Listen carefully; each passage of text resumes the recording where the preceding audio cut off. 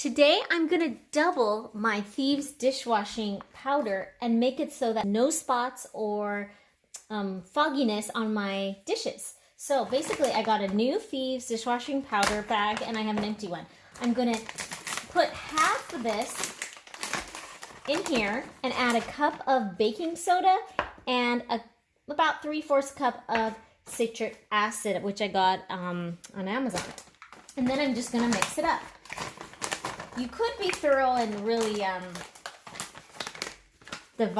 measure it out, but I'm just going to kind of eyeball it because that's what we do in the kitchen, right?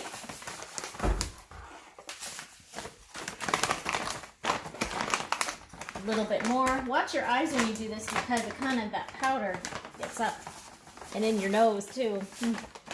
And I've been doing this for a little while and it works out really well with cleaning my dishes. Gonna put my stretches it for sure. Baking soda, citric acid, and then I'm kind of just gonna get a knife and kind of mix it up and break up any chunks. There you go. Then you use the little capful and put 1 cap in your dishwasher to do your load of dishes.